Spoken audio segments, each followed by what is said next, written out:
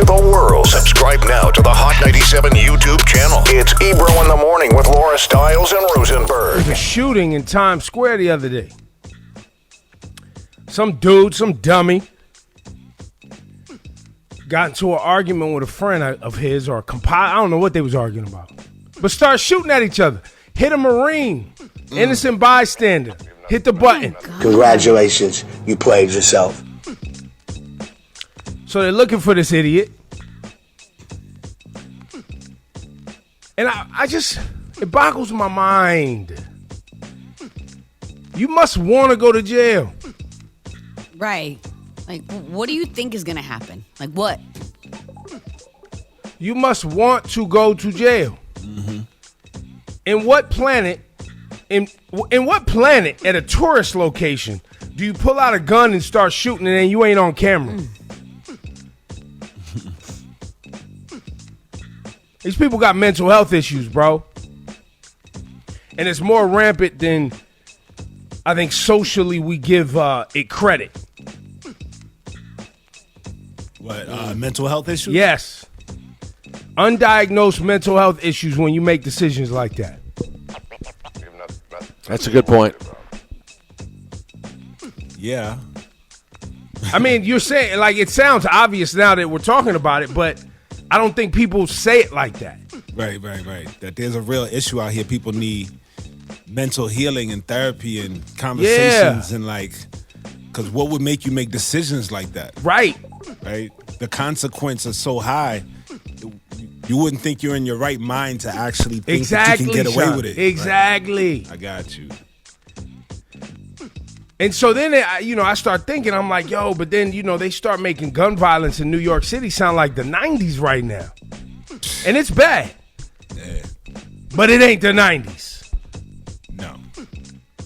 Stop it. Just so we all have context. Last year, every year people complain about gun violence in New York City. Mm-hmm. You know how many shootings there were last year? How many? By May last year? 270. You know how many there were in 1993 by May? How many? 1,886. So that's not the 90s, you're saying? It is not the 90s. It's not good. It ain't perfect. It ain't gonna be perfect. And this year is worse than last year. This year, we've had 490 already by May. And that's according to NYPD crime stats. So for everybody out here acting like New York City's going off a cliff. Congratulations, you played yourself. But it's not good. That's still like, what, 3 or 4 a day? It's not good.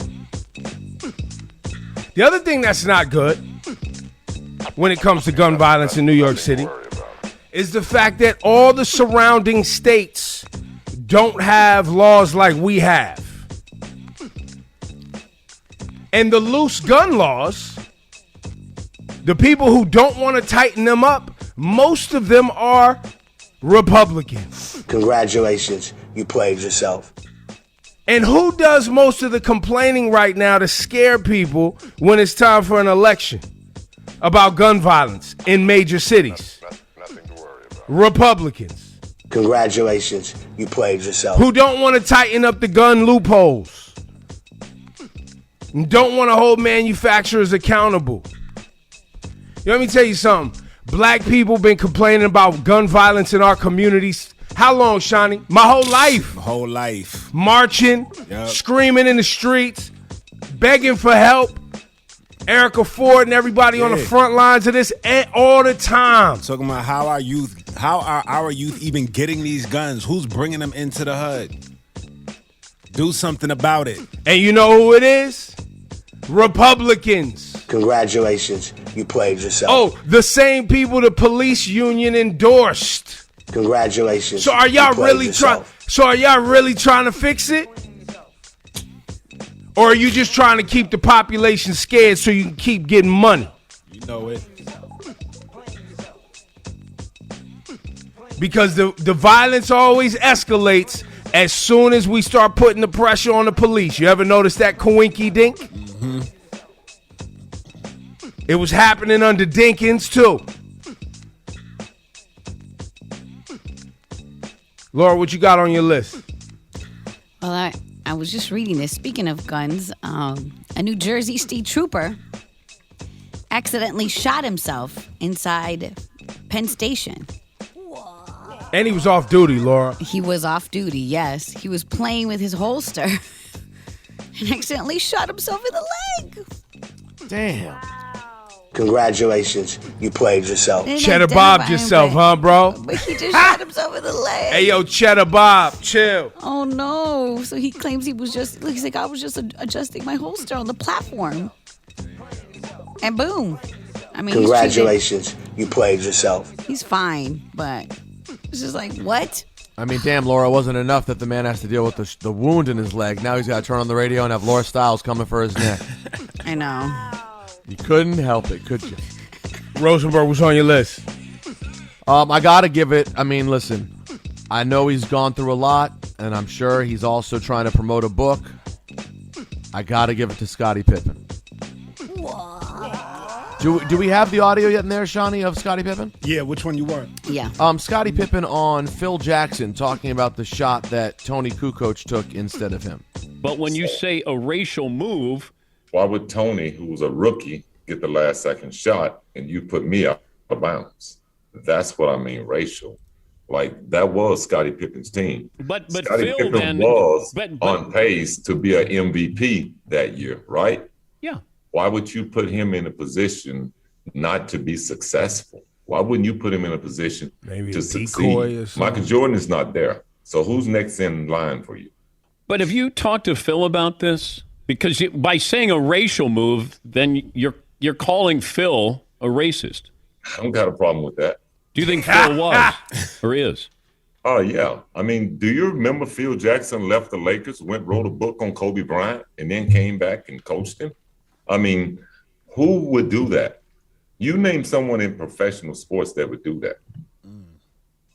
Well, and then Dan Patrick he responds by saying, well, yeah, that certainly makes him sound disloyal, but does it mean that he's racist? And the conversation goes on from there. Listen, Phil Jackson may be a racist. How do any of us know? I didn't know Phil Jackson. Well, Scottie goes on to say, did you ever play for him? You ain't play for him. I seen him in practice and off the court. I know. It wasn't just that. He went in further on But Phil he didn't Jackson have being a racist. But what he didn't have, Ebro, was receipts. Because if your story is Tony Kukoc got the shot and not me, hit him with the button. That ain't it. Congratulations, Well- you played yourself. I'm sorry. I would say the congrats is, why you saying something now? You're saying something now because Kevin Durant just fried your ass for that shot. You're saying something now because, the documentary, the Jordan documentary had you looking soft. Another one. So you're in your feelings. So you're saying something now to toughen it up because you was really quiet about it. Yeah, so but that's really the Congratulations. congrats. I disagree, though. If it was true, say it whenever you want to say it. If it's true that Phil Well, then Jackson... he's saying it. What other receipts does he need other than his own experience? That wasn't a receipt. He didn't let me take the shot.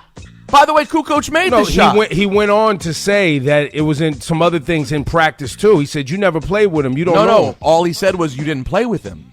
I'm saying if you're going to call someone an icon, a national icon in a sport, a racist, which I have no problem with if it's true, you don't think you should tell the story of when they were racist? You just go, nah, I played for him. And, he took me out in that game and then let Kukoc get the shot. Well, my point is, I agree with you. Scottie deserves a congrats. But what I'm trying to help you with is, if somebody like Scottie wants to call Phil Jackson a racist, and everybody's like, yo, prove it. I'm telling y'all, he ain't got to prove it. He can say whatever the hell he want to say. Nobody don't have to prove that somebody's racist other than to say, I played with him. He's a racist. Not even a story that he said No, something? he doesn't owe Phil Jackson a goddamn thing. He doesn't even owe us nothing. Well, I still think he's out of his rabbit ass mind. I'm just saying, in the context of you feeling like somebody's racist, you don't owe nobody nothing. Not even Phil Jackson. Say that to the person who takes you to court for libel, pal, because that doesn't Phil work that Jackson way. you ain't taking nobody to court for libel over Yes, calling somebody a racist. No, you're not. Okay. No, you're not. Well, agree to disagree. If we can have multiple congrats then, but I just don't think the Kukoc shot is the hill to die on for destroying. I agree the with former that coach. too. I agree with that too. But by the way, you pointed this out off the air. Listen, Scottie's gone through a lot of things. People get out there, start doing interviews. He is probably super emo about what happened with Kevin Durant last week. But the biggest congrats is Kukoc hit the shot. At this point, why are we even still talking about it? Well, not only that, but Phil Jackson might have been just using you as a decoy, bro, because Kukoc was a rookie, and everybody was like, well, who's going to take the damn shot then? If you taking the ball out of bounds. But anyway, the point is Scottie's going through a lot. Didn't he just lose his son, too? And his ex-wife is out here wilding? Yeah, I forgot about that, man. That was a little like few months ago. Oh, and by the way, he's promoting the liquor. Well, he might have had a sip of it before this interview. Hit the button. Congratulations.